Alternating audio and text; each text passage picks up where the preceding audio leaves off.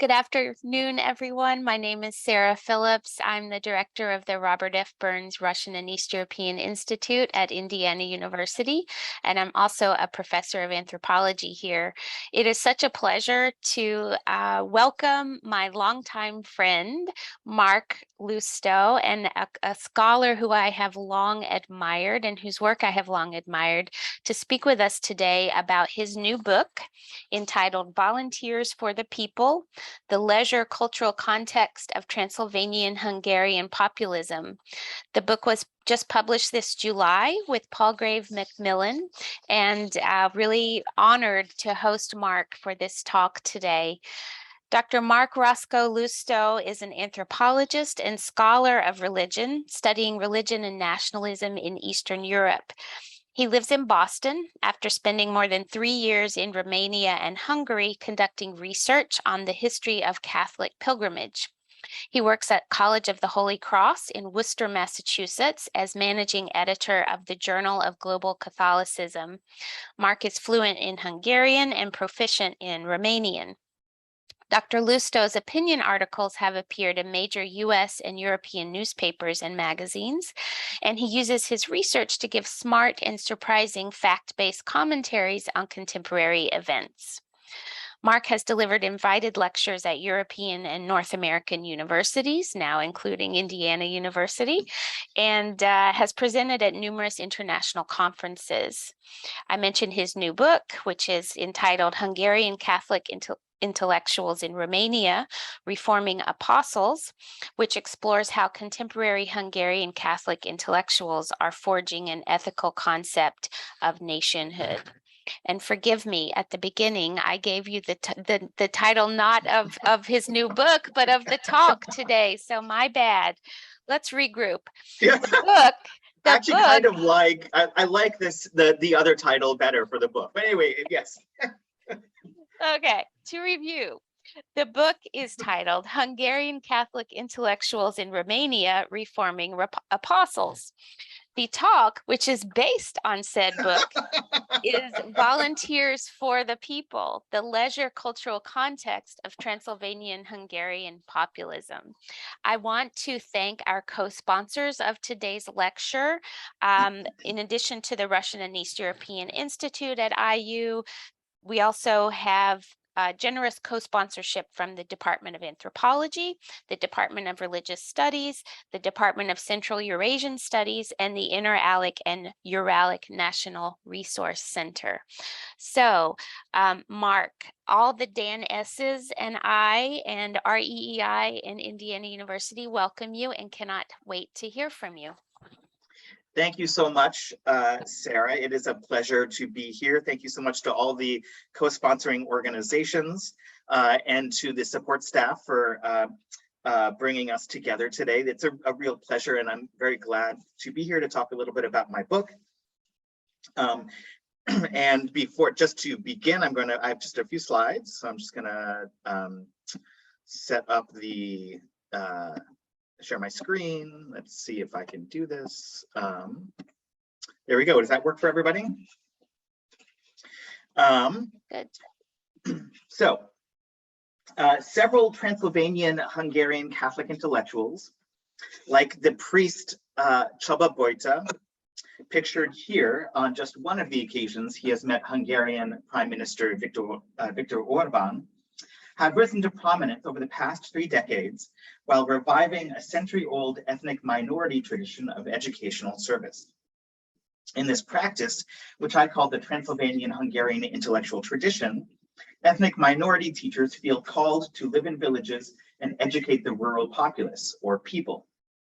What we might also call populist pedagogy in Hungarian goes by the term népnevelők, or serving the people.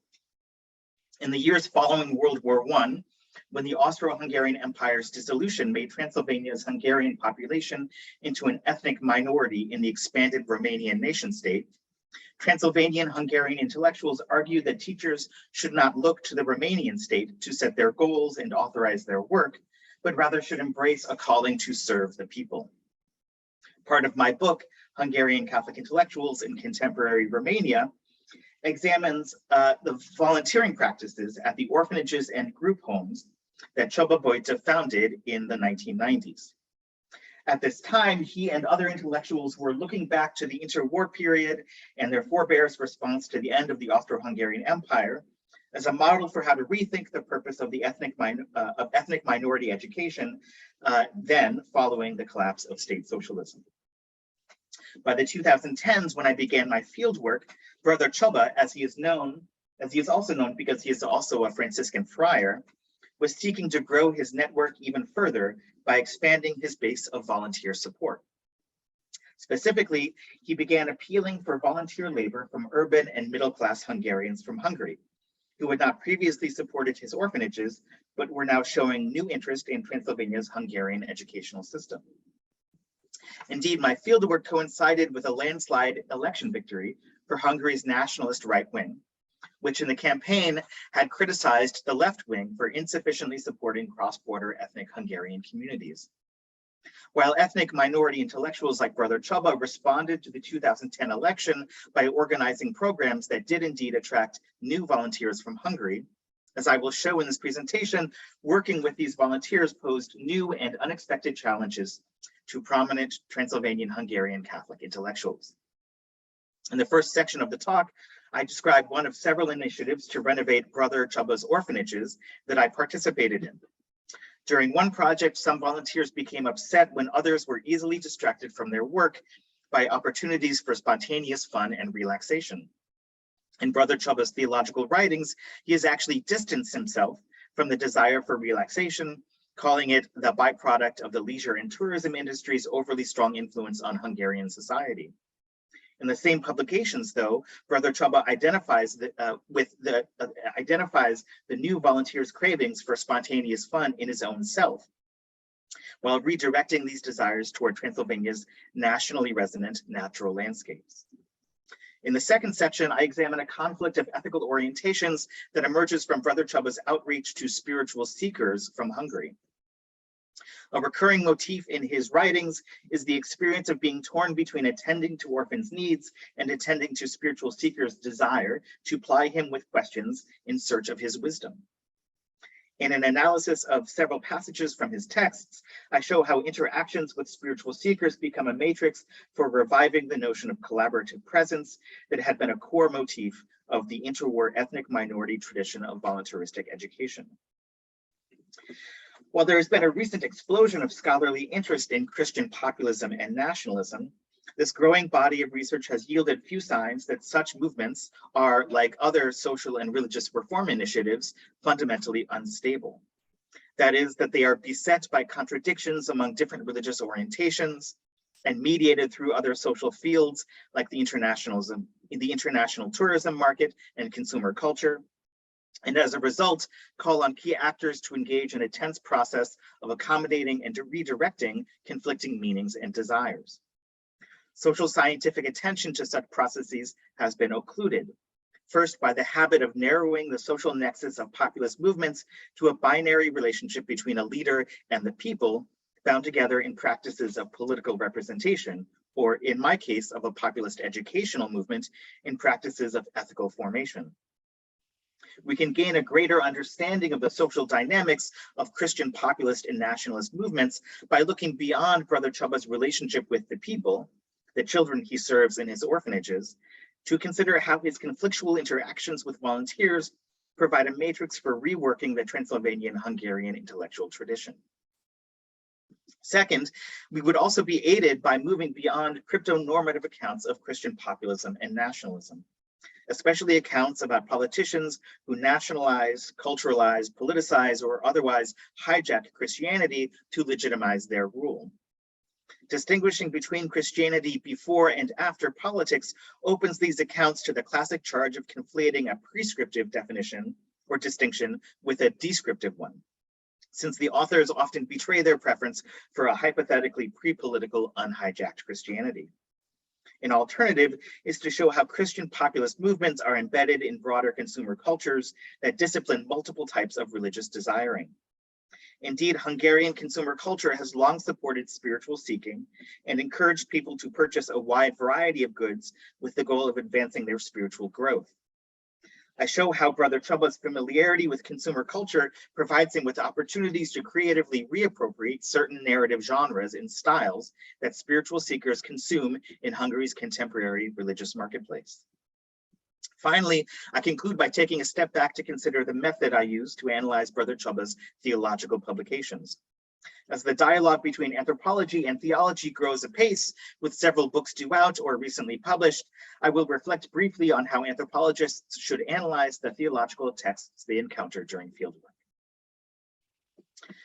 So on to part one. In his own self-presentation, in his media narratives and intellectual production, Brother Csaba identifies with a set of ethical virtues that harkens back to a model of the ethnic minority servant educator that gained popularity among Transylvanian Hungarian intellectuals in the interwar period.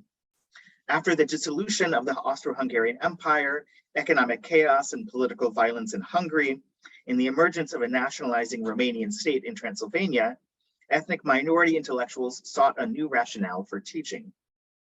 They no longer desired to be bureaucrats authorized by the state to enforce government policy.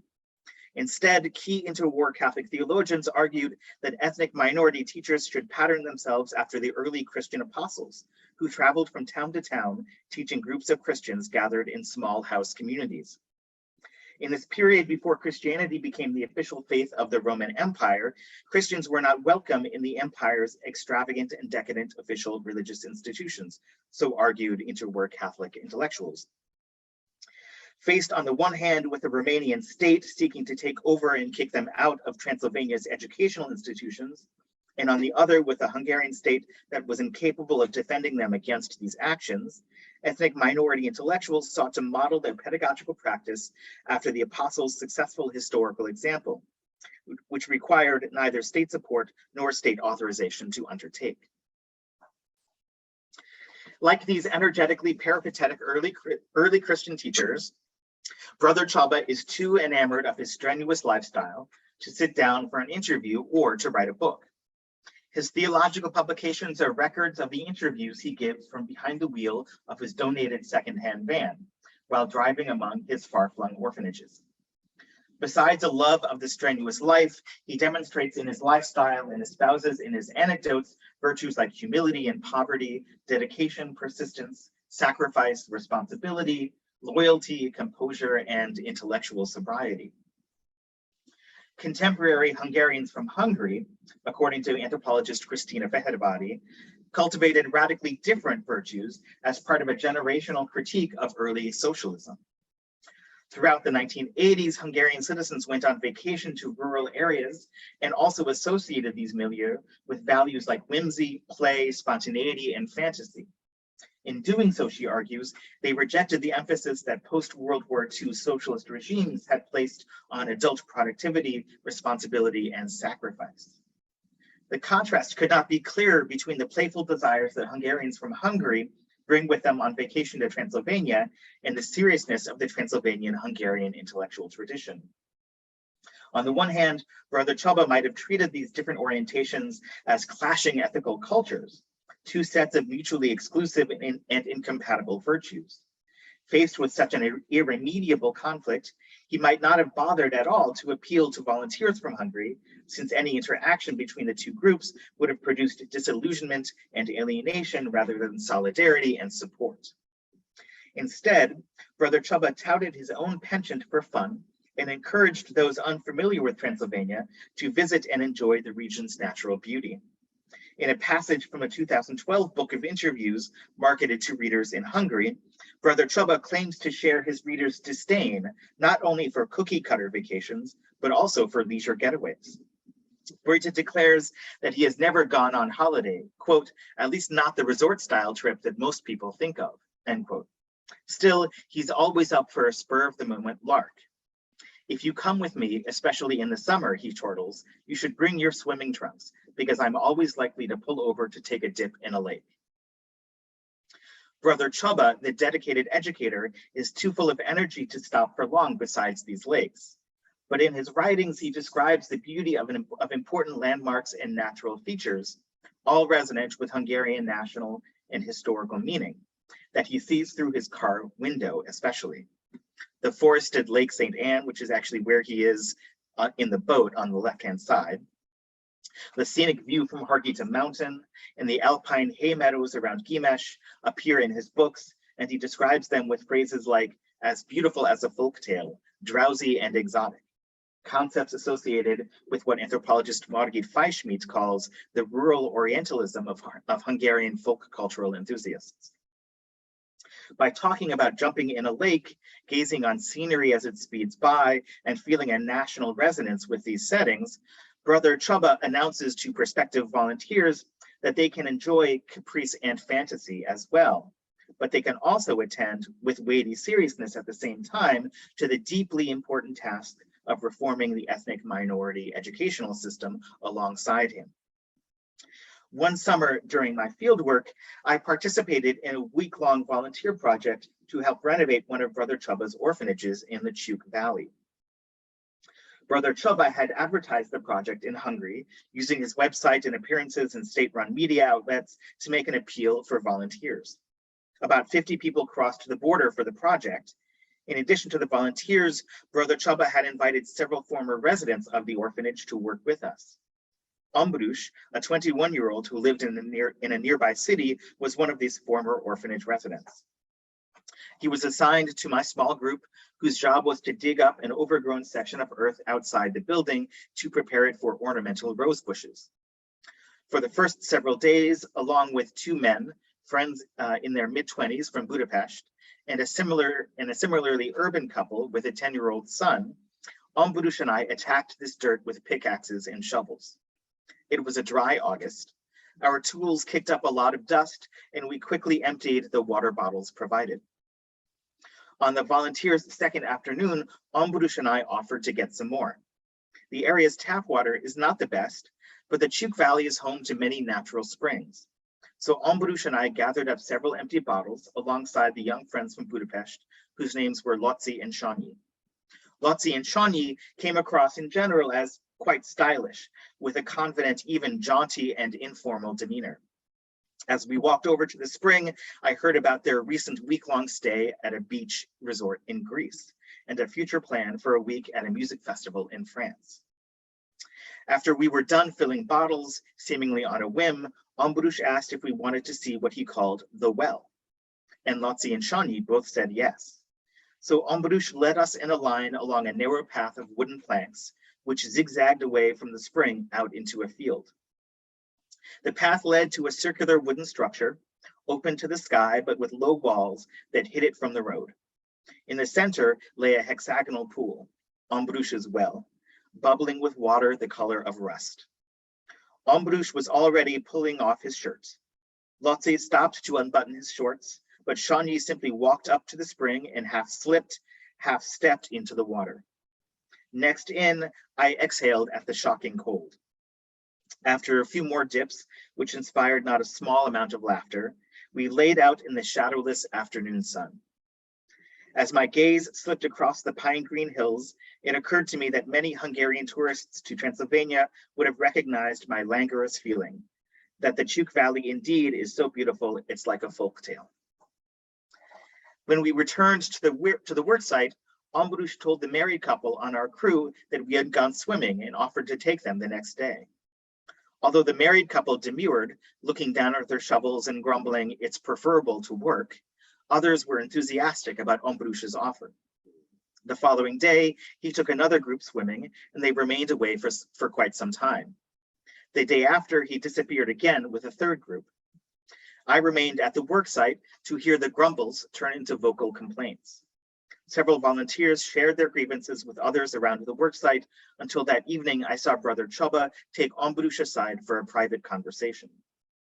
After that, the swimming excursions stopped. Although the trips were a gratifying and relaxing indulgence, it seemed that Bojta had counseled Ambrus to avoid further spontaneous excursions and to set a better example of the hardworking and responsible servant that his orphanages are designed to cultivate. So a quick point about this case before I move on to the second part of my lecture. Those who guide tourists, and Brother Csaba's appeals made him into a kind of tour guide for Hungarians from Hungary, as well as being an educator of the people, Those who guide tourists often feel pressure to accommodate their visitors. In satisfying several visitors' desire for relaxation, Ombrush was simply following the lead of his teacher, who, as I noted earlier, has written about his own swimming excursions.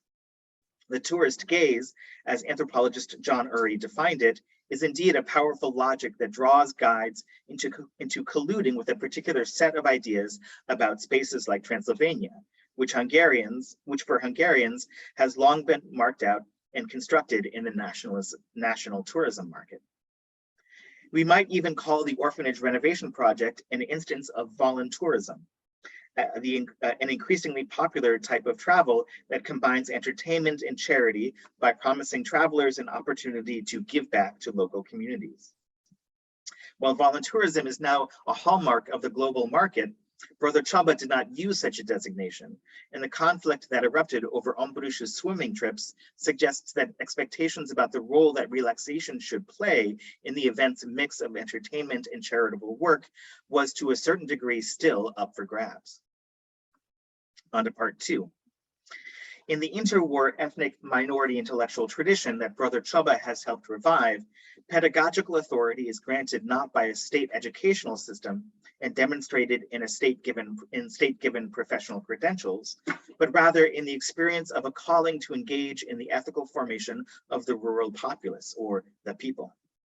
This particular understanding of being called is demonstrated not in a conversion-style radical about-face, an absolute refusal and even destruction of sociality, but rather in patient, formative labor in the social institutions whose development manifests what I call God's collaborative presence. Catholics who embrace the natural law tradition in theology and ethics understand God to be present in social institutions in a specific mode, in slow, patient, and arduous ethical labor.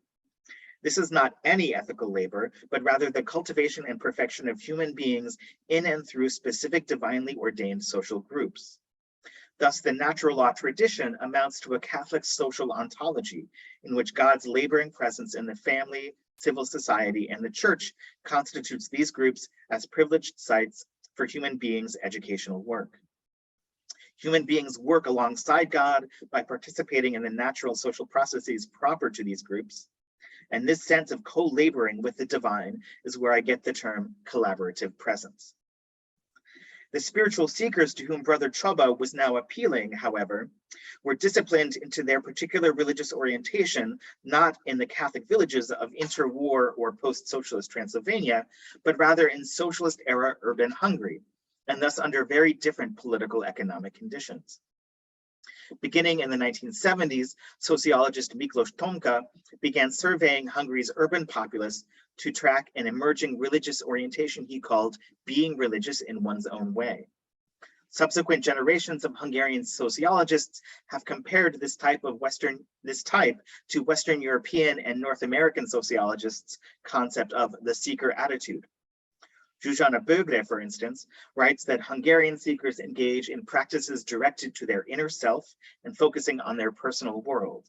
Seekers consume religious goods in the mass media marketplace, but justify the commodification of faith so long as it facilitates their psycho-spiritual growth and learning. And finally, they associate seeking with personal crises like drug addiction and divorce, when, in Bögre's words, seekers suddenly experience their everyday lives as disordered and unstable. Brother Csaba often addresses Hungary's seeker population in his theological writings, including a 4-volume set of interviews he published with the Budapest-based Catholic journalist Eva Koriko. In an introduction to one of these volumes, Koriko describes converting to Catholicism after a secular upbringing and then a life crisis that prompted a period of questioning. In fact, she says that she designed the book's interview format. She asks questions, Brother Csaba provides answers, to appeal to religious seekers.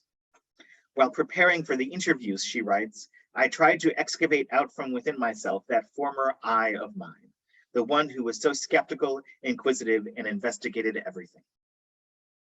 End quote. However, Koriko confesses that on occasion she feared her incessant questions would interfere with Bögre's service. Even in the midst of their conversations, Bögre was still fielding urgent phone calls. In her words, Every few seconds, his phone would ring with another problem to solve, another request for help. Cortico describes an instance when a man called to rescind his offer to oversee a new children's home set to open soon. She realizes that the resignation was perhaps going to deprive needy children of valuable assistance. She recalls feeling a sudden uneasiness. Quote, "Overwhelmed by the news, we got into the car and continued our trip. I didn't dare speak, since most people would have become irritated in such circumstances," end quote. Cortico's fearful inability to speak and sense of crisis recalls the response of another visiting volunteer who appears in a story Brother Chubba tells later in the same volume. This volunteer is devastated when confronted by Transylvania's poverty. When Brother Chubba brings him to a decrepit hovel inhabited by several children, the volunteer is overcome and wanders off in tears. The man laments how the wealthy can spend 300 euros for a dog while an impoverished child lives on less than 10. Brother Chubba thus narrates the volunteer's combined psycho-spiritual and ethical breakdown that, according to media theorist Karina Nikkonen, is a basic building block of the contemporary genre of ethical entertainment. Ethical entertainment, she writes, fosters media solidarities or efforts to increase charitable giving by engaging television viewers with reality-style TV dramas about privileged volunteers' personal transformations. Like the vision of the hovel that led to the volunteers' breakdown and lament, the phone call announcing the employee's resignation made Cortico suddenly and acutely aware of the needs of Transylvania's impoverished Hungarian children. Although as a seeker, she feels driven to ask questions, she falls silent as she wonders if these questions will annoy Brother Chubba or perhaps worse. Her desire for wisdom finally gets the better of her, though, and she whispers another question to Brother Chubba sitting next to her in the driver's seat. To her surprise, Brother Chubba is cheerful. He smiles as he explains that although his mind was spinning its wheels over the unexpected problem, God's mind was working on it even harder. At Brother Chubba's suggestion, they resume the interview, but he adds the further remark, "Let's give God the task so that he might care for us."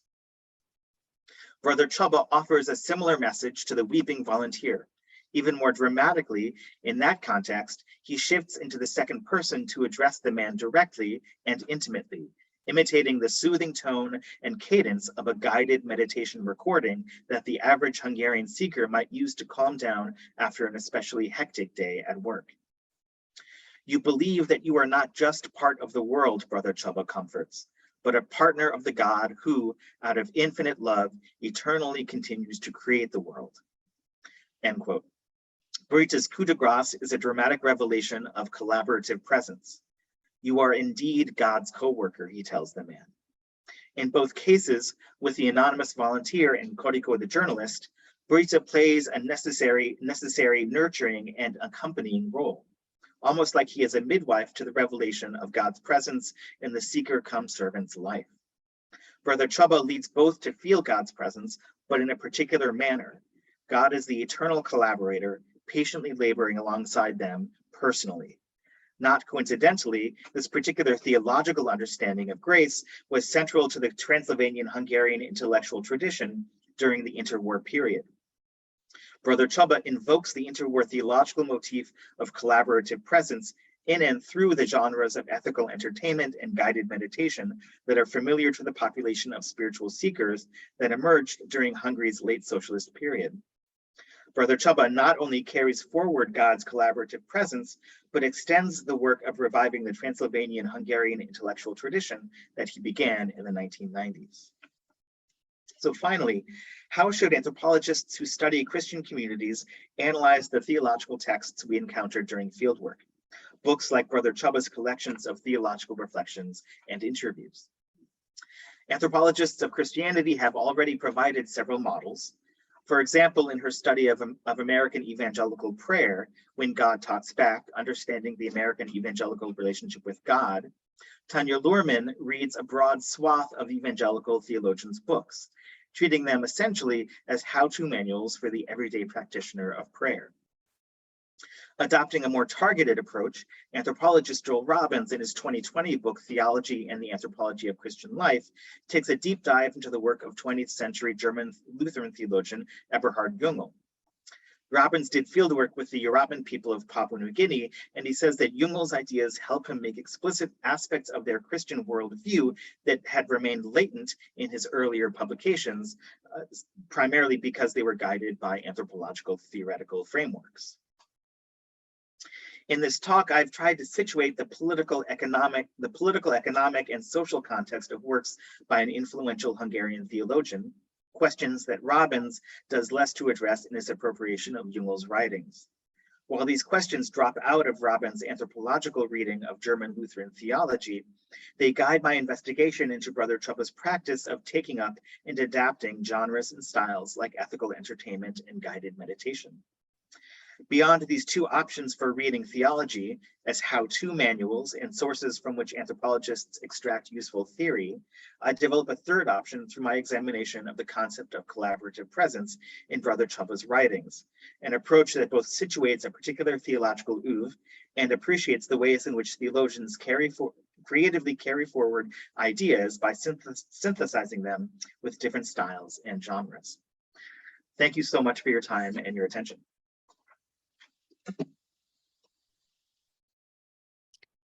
Thank you, Dr. Loustau, for this wonderful, wonderful talk. And oh, I was just going to say, maybe stop sharing your screen. That's perfect. Okay. Yeah. Great. So we have ample time for feedback, for questions, and we invite you to, I guess we'll do the raise hand function to indicate you'd like to ask a question. We can also take questions in the chat if that's easier for people, and we can read those out.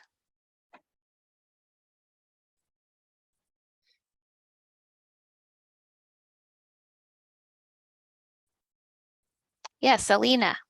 I'm clearly not Zoom proficient enough to find the raise hand function, so I'll just do it No this way. worries, that's perfect. Go ahead.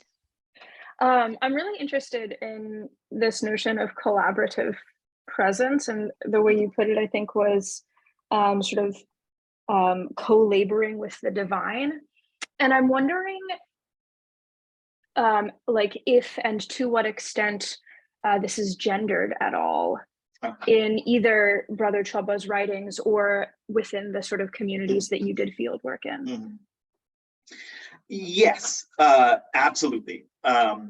Like, you know, when preparing this talk, as in most cases, you know, I had to cut, you know, 99% of my book. So there's a whole section and chapter in which I deal with topics of around gender. In that context, I engage, and again, this didn't make it into the talk, I engage Andrea Muhlebach's work on volunteerism in Italy and its relationship with ethical formations of neoliberalism. In her case, she talks about volunteerism being a distinctively feminine, gendered practice. In her case, she did field work with folks who were performing elder care volunteerism for folks in Italy. And in my case, you know, and I think this has specific roots in the post-socialist period. Brother Chubba is portraying himself as a particular type of masculine gendered subject, and he's trying to, in some ways, remasculinize Hungarian culture through his highly energetic, highly strenuous activities. He really performs a sense of the strenuous life. He performs an image of the strenuous life, doing lots of hard work, in addition to all these kind of playful moments that I try to highlight. You know, he has boundless energy, and in a number of his anecdotes, he describes orphans that he has raised in his homes, who likewise are motivated by their boundless energy to go back to the rural areas from which they came, to continue the work that he has started. And this sense of boundless energy is a highly masculine, laboring, boundless energy. They're building things and renovating things, and there's a lot of heavy and hard labor involved in this. So it is absolutely gendered, and it's in some ways a response to socialism's feminization of masculine labor and the breakdown of industrial labor, the collapse of industrialization after 1989, which created kind of this widespread sense of a crisis of masculinity in the post-socialist space. And he's really in some ways responding to that by trying to give men a sense of calling to specific masculine types of labor. Great question. Thank you so much. I appreciate it. And I just was able to get your book out of the library, so I'm excited. Oh, excellent. The best questions are the ones where I have the answer right off the top of my head, right? So it's, yeah. Well, the best questions are also the ones where I really have to think. So yeah, they're all great questions. Anyway, we can move on. Thanks, Alina. You beat us to it. You beat us to. I know we're all searching the library for Mark's book.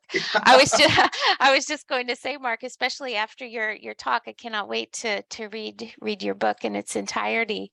I have a question, but it can wait. If others would like to offer their questions first, please, if you'd like to ask a question, just go ahead and unmute yourself and go ahead and do that, or you can throw it in the chat and we'll read it out if that's easier. I have two questions. One is working off of Alina's question, which is about this notion of not so much gendered collaborative presence, but different notions of different gendered practices. So that's and I'll explain what I mean by my question more fully in a moment. And then the other question I'm going to have is about this apostolic model that comes from the interwar period. So let me open up both the questions first. So in addition to labor and just sort of like the act of life, right? The swimming in the lakes, being outdoors is being gendered or remasculizing, those sort of practices. What about the gendered components of poverty and celibacy, humility, virginity, that are also captured in Brother Chubba's life? So that's just to talk more broadly about those gendered aspects, or how those practices are gendered. And then the second question is about this apostolic model in the interwar period, about this is how you're supposed to be a teacher, right? Through certain modes. How is that apostolic model transmitted into the present day? I mean, are there manuals? Are they people reading history books about the interwar period? Are they being shared orally or generationally? And that this was a particular moment in time, the founding of the modern Hungarian state during the interwar period, that this was the type of teaching that we need to do. How is that recovered and transmitted? So those are my two questions. Again, great questions. The first one, I take it to mean kind of to reflect a little bit about Brother Chubba the monk, right? Brother Chubba the Franciscan friar, and how that, to a certain degree, influences his public persona. Is that sort of kind of what you were wanting me to talk a little bit more about? Yes, partly in the sense of making these sort of practices, which maybe in a different context might be not understood as masculine, but more as feminine. Humility, meekness, chastity, that kind of stuff. How it's turned into a masculine mode of being in the world. So along this, but it does have to do with his Franciscan lifestyle. I mean, he takes, I mean, one of the interesting things about Brother Chubba's personal persona is that he takes Franciscans' general commitment to kind of having an open, a non-cloistered but rather open communal approach. He takes that almost to an extreme. He is this paragon of being out in the world. And that definitely caused some tensions between him and his fellow Franciscans. So for a period of time in my fieldwork, I lived with the Franciscans in one of their friaries in the Chuk Valley. And there was a lot of, frankly, kind of sniping and complaining about Brother Choba. There were definite resentments. And the anxieties tended to focus around who was going to inherit this very large organization, the St. Francis Foundation, which just to kind of go back to sharing the screen, let's see here. Oh, sorry. Anyway, that one of the slides had a picture from Google Maps with a bunch of dots on it, and those are all the orphanages and daycare centers run by the St. Francis Foundation. There's almost 60 of them in Romania. It's just a huge number of children. It's a wide-ranging organization, and he spends very barely any time at all in a cloistered environment with other friars.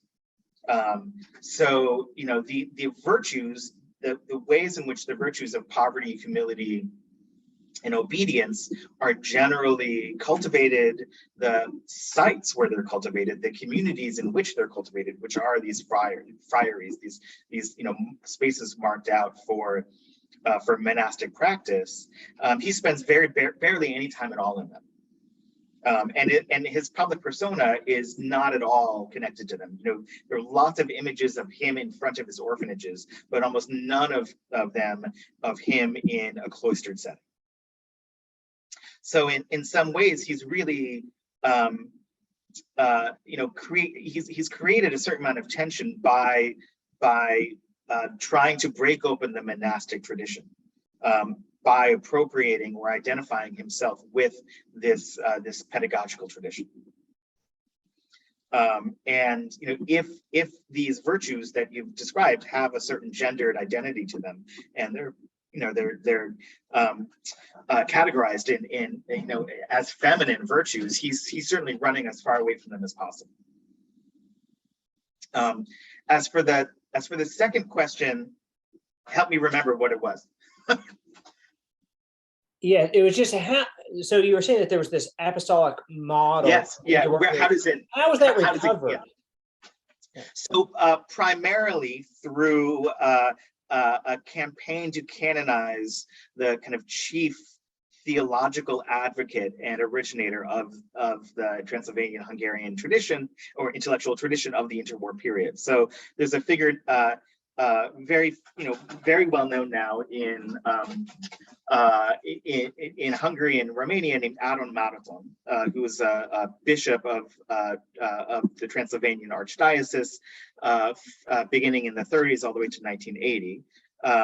And he has his canonization, his effort to make him into a saint began already in the late 1980s, and then kind of grew apace, grew in the 1990s, and then really has kind of come into its own since then. And there's just a huge kind of media campaign to popularize him, popularize devotion to him especially. And his writings, his thinking about pedagogy and education have become very well known through this campaign to canonize him. So that's one of the ways that the tradition was picked up or popularized in the 1990s, and then taken up and then really kind of run or taken up and appropriated in different ways by folks like Brother Choba.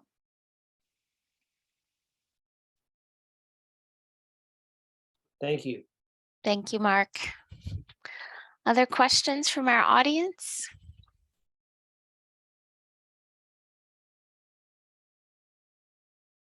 Well, it gives me an opportunity to ask my questions. Yeah. Like Patrick, I have two.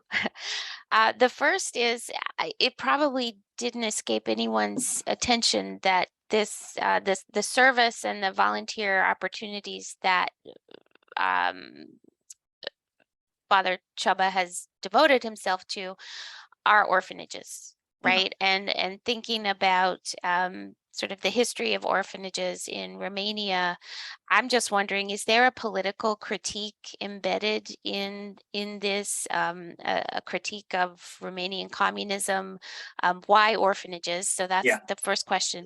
The second question is has to do with the fact that I assume that volunteers, you know, to people carrying out this kind of leisure volunteerism, or what did you call it? Volunteerism. Volunteerism Yeah. are not only Hungarian Catholics, right? Mhm. I'm assuming they come from other parts of the world. I happen to know a student here at IU actually who volunteered in an orphanage in Mhm. Transylvania. I'm Yeah. kind of assuming now that it was one of Brother Chaba's Mhm. orphanages. So how does the presence of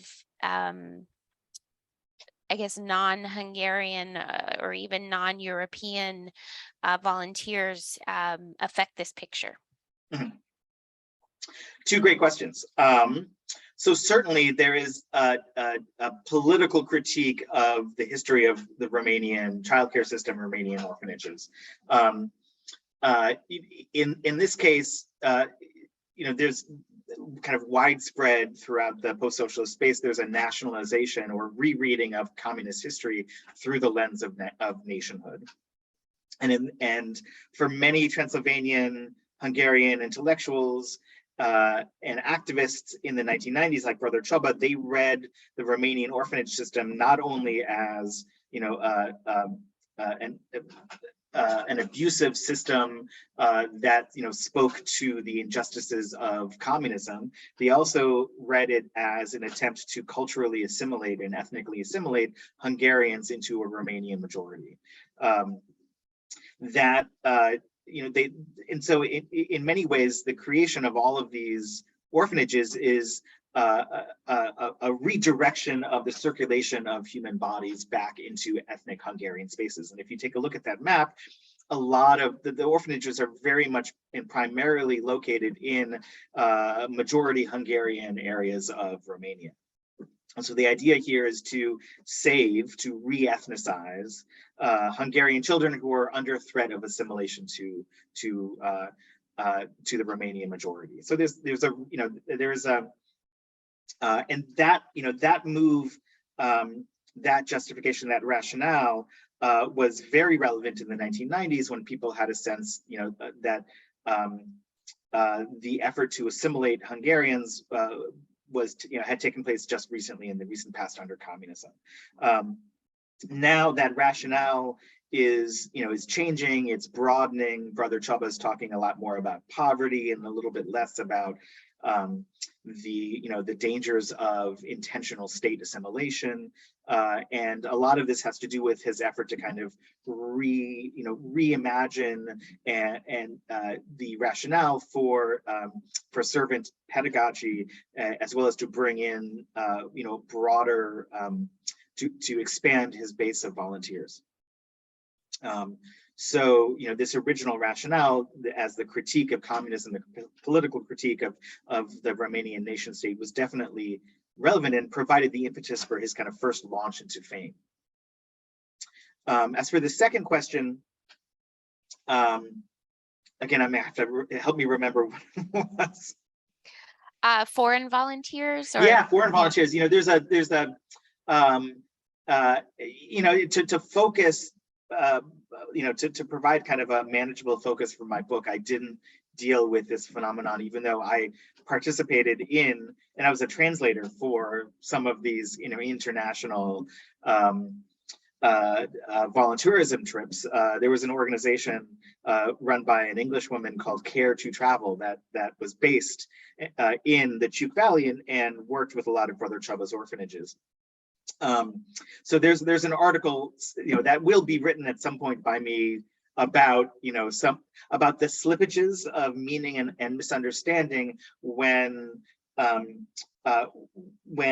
folks from England and North America and other parts of Western Europe who have no knowledge whatsoever of kind of Hungarian, Romanian politics, ethnic politics, go to an orphanage expecting to help poor poor children and don't really understand some of the more subtle premises of, re-ethnicizing or saving from assimilation these children, and they kind of get mixed up in that. And there's the degree to which these international volunteerism organizations lift up or mute the ethnic politics of the region in what circumstances they do that work of muting or lifting up is a question that I punted to another project, essentially. Excellent. So we have more to look forward to. So maybe your student could end up handling that. It is a very interesting topic, I will say. Yeah. Well, I'll just mention. I don't think he would mind me mentioning him here. He actually got his master's degree in the Institute of European Studies.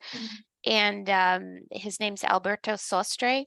So he's a native Puerto Rican who got his dual degree here in our EEI and at the policy school, and was very interested in questions of disability, care, the politics of care. And so, this was a wonderful focus for him for his master's thesis. He actually wrote his master's thesis about this this work in the orphanage. So anyway, okay, George, please, you have a question. George Andre. Yes, thank you very much for this very interesting presentation. Throughout the Q&A section, I've been trying to ponder how to phrase my question. I'm not sure if I've exactly succeeded. But my question is about the kind of role of environments or landscapes within this work, because from your presentation and from the map that you showed, it seems that the kind of presentation of landscapes, especially when kind of selling this project to urban Hungarians, seems very important. It seems that there's a very kind of a certain allure, maybe spiritual allure to Transylvanian mountains and highlands. So I'm wondering if in your experience that has some kind of, is it more to sell it to urban Hungarians who are already kind of thinking of, going on vacation somewhere, maybe they can do something useful, or is there also some kind of spiritual component there? I mean, both and, absolutely.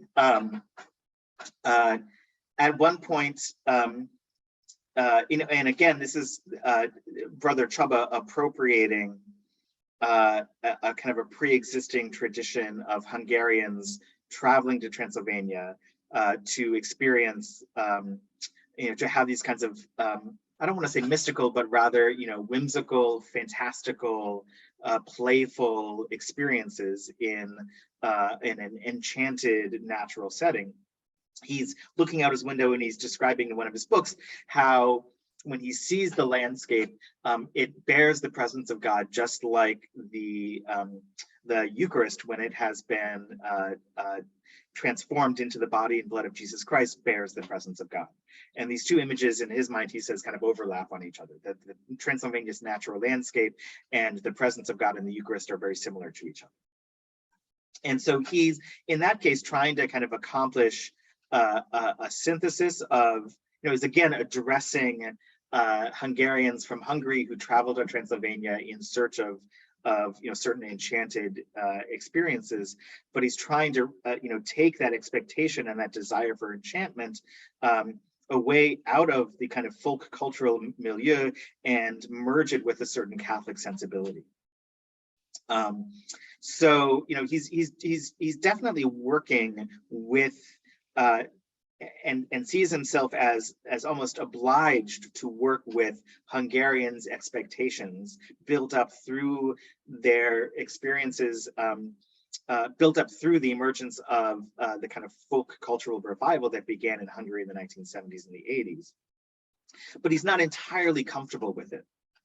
He sees certain problems with romanticizing Transylvanian culture and Transylvania's natural landscapes, primarily because he's out to reform and modernize the culture. He's out to reform the ethical sensibilities that he sees present in problematically impoverished rural areas.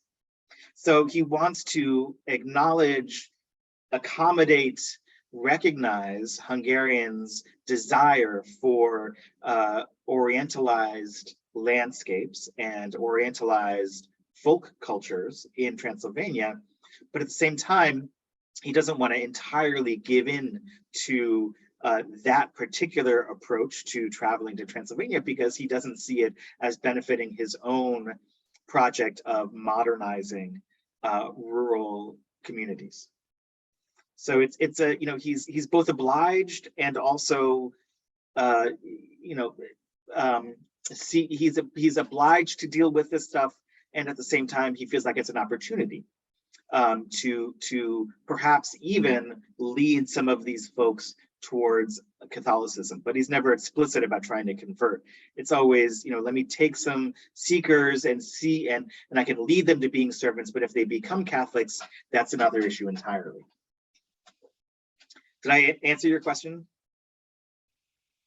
Yeah, thank you. I'm very interested by the kind of urban-rural divide present within this kind of question, because in a way, it almost seems to kind of reverse, going back to the gender question, it almost seems to reverse gender roles, where the right, it's the rural that's kind of dependent on a more masculine urban, in a way, kind of I don't know, generosity, where the rural is completely dependent on this kind of flow of volunteers in a way. I mean, yes and no, because, you know, he is the masculinist paragon is the volunteer teacher, but it's the Transylvanian volunteer teacher who is the kind of paragon of masculine energy and strenuousness. You know, he's trying to in some ways convert or change or transform the volunteers from Hungary. You know, he's working on them even as he is inviting them to work on the children in his orphanages. If that makes any sense, right? So there's a bi-directional conversion process at work here. Yeah, and it kind of really comes out in the kind of expected performance on both the role, the performance of the volunteers, but also the performance of, for example, the former inhabitants of one of the orphanages. But that there seems to be a certain expected there's a certain expectation of the rural population, it seems, that it is needy and that it is kind of hardworking at the same time. Yeah, I mean, that is absolutely true. And partly that comes from the folk cultural revival that really shaped public perceptions of rural areas in Transylvanian Hungarian communities. So that, you know, generally speaking, the folk cultural revival codes villages as feminine spaces. It's spaces where women, older women, especially widows, kind of rural, have a great deal of power and exert that power through gossip and various different other forms of communicative practices and sociality, and that image of Hungarian rural culture was very much popularized by the folk cultural revival. And what Brother Csaba is trying to do is he's also trying to say, no, we need to remasculinize rural areas.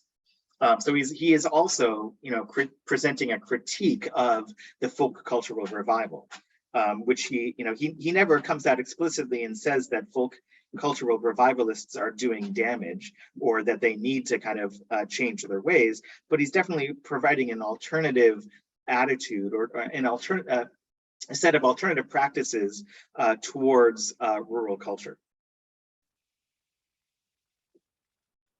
Thank you. Thanks for that great question, George, and thank you, Mark. We are nearing the end of our time together. about which I'm very sad.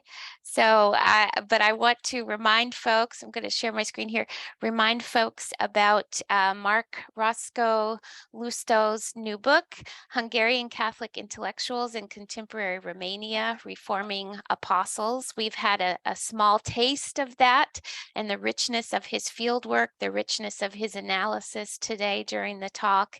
And I know we're all looking forward to reading the book and learning more. So thank you so much, Mark. Sorry, oops, what happened? Oh. I need to stop sharing. Oh dear. You know, we're what, 3 years into Right. the I'm supposed pandemic to know how Zoom to do environment, this. and There we're we still go. working it out, right? Exactly. A note from Jared in the chat. Thank you for an excellent, informative talk and discussion. Thank you, Jared, for coming. Thank Thanks you, to all the everybody. Dan S's. Yes. Thank you, everybody, for coming. Thank you again to the co-sponsors. Thank you, Sarah, for organizing this, and I'm very grateful for the attention to this very important topic and this very important area of the world. Absolutely. And we thank you, Mark, for all that you're doing and continue to do, and can't wait to have you back to talk about your next book. All right. Thank you so All much. right. Bye, everybody. Thanks, everyone.